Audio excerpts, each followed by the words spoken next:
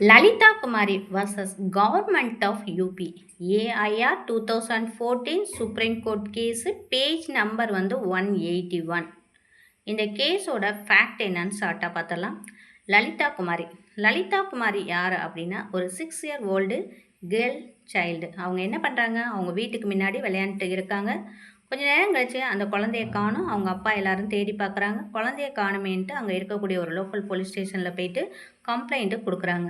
கொஞ்ச நேரம் கழிச்சு அவருக்கே தெரிய வருது, இங்கே லோக்கலில் இருக்கக்கூடிய குண்டாஸ் தான் தன்னுடைய குழந்தைய கிட்னாப் பண்ணியிருக்காங்க அப்படின்னு சொல்லி. திரும்பவும் அதே லோக்கல் போலீஸ் ஸ்டேஷனில் போயிட்டு கம்ப்ளைண்ட் கொடுக்குறாரு. அவங்க எஃப்ஐஆர் ஃபைல் பண்ணவே இல்லை. இவர் என்ன பண்ணுறாரு அப்படின்னா சிஆர்பிசி 154 சப்செக்ஷன் 3, இப்போ பிஎன்எஸ்எஸில் 173 சப்செக்ஷன் 4ல் சொல்லியிருக்காங்க. எஸ்பி ஆஃபீஸ்க்கு ஒரு கம்ப்ளைண்ட்டு அதில் ரெஜிஸ்டர் போஸ்டோட வித் அக்னாலேஜ்மெண்ட் கார்டோடு அனுப்புகிறாரு. அங்கே இது காகனைசபிள் அஃபென்ஸ் அப்படின்னு தெரிஞ்சதும் எஸ்பி ஒரு ஆர்டரை லோக்கல் போலீஸ் ஸ்டேஷனுக்கு போடுறாரு. இந்த வழக்குக்கு நீங்கள் எஃப்ஐஆர் கண்டிப்பாக ஃபைல் பண்ணணும் அப்படின்னு சொல்லிட்டு. லோக்கல் போலீஸ் ஸ்டேஷன்லேயும் என்ன பண்ணுறாங்க அப்படின்னா இந்த ஆர்டரை ஒபே பண்ணுறாங்க. எஃப்ஐஆர் ஃபைல் பண்ணுறாங்க. எஃப்ஐஆர் ஃபைல் பண்ணிவிட்டு ஃபர்தராக அதில் எந்த ஒரு ஆக்ஷன்ஸும் எடுக்காமலே அப்படியே விட்டுறாங்க. இவர் என்ன பண்ணுறாரு அப்படின்னா ஆர்டிக்கல் 32 படி சுப்ரீம் கோர்ட்டில் கேவியஸ் கார்பஸ் மனு போடுறாரு, தன்னோட குழந்தைய கண்டுபிடிச்சி கொடுக்க மாதிரி. அங்கே சுப்ரீம் கோர்ட்டில் இது ஒரு காகனைசபிள் அஃபென்ஸு அப்படிங்கிறனால கண்டிப்பாக சிஆர்பிசி 154 படி எஃப்ஐஆர் ஃபைல் பண்ணியிருக்கணும்.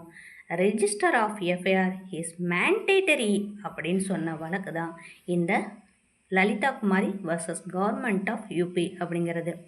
அப்போ register of FIR mandatory under section 154 சிஆர்பிசின்னு சொல்லியிருப்பாங்க. இப்போ பிஎன்எஸில் எங்கே சொல்லியிருக்காங்க அப்படின்னு பார்த்தா 173ல் சொல்லியிருக்காங்க. இதில் ஃபஸ்ட்டு இன்ஃபர்மேஷன் வருது அப்படின்னா அந்த இன்ஃபர்மேஷன் ஒரு காகனைசபிள் அஃபென்ஸாக இருக்குது, prima facie case made out ஆகுது அப்படின்னா கண்டிப்பாக எஃப்ஐஆர் ஃபைல் பண்ணியிருக்கணும். ப்ரிலிமினரி என்கொயரி இதுக்கு தேவையில்லை அப்படின்னு சொல்லியிருப்பாங்க. எஃப்ஐஆர் மஸ்ட்டு அப்படின்னு சொல்லிட்டாங்க. கண்டிப்பாக எஃப்ஐஆர் ஃபைல் பண்ணியாகணும். எஃப்ஐஆர் ஃபைல் பண்ண பிறகு அதில் ப்ரிலிமினரி என்கொயரி ஸ்டார்ட் பண்ணுறாங்க.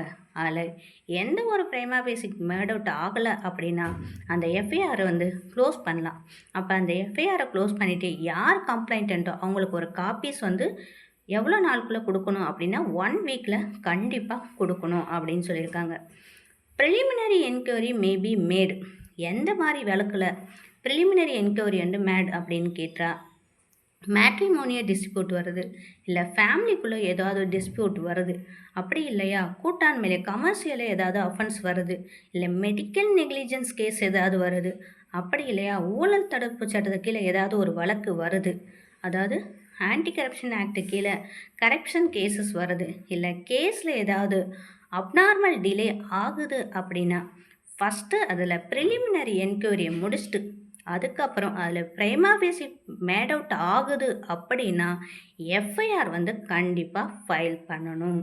அப்போ ஒரு காகனைசபிள் அஃபென்சஸ்னு தெரிஞ்ச பிறகு அவங்க எஃப்ஐஆர் ஃபைல் பண்ணாமல் இருக்கவே கூடாது. அதனால் இந்த Lalitha Kumari versus government of UP அப்படிங்கிற வழக்கை நம்ம எஃப்ஐஆர் கைட்லைன்ஸ் வழக்கணும் சொல்லலாம். இதை கண்டிப்பாக register of FIR mandatory under section 154ன்னு சொல்லியிருக்காங்க. இது ஒரு எஃப்ஐஆர் கைட்லைன்ஸ் கேஸு.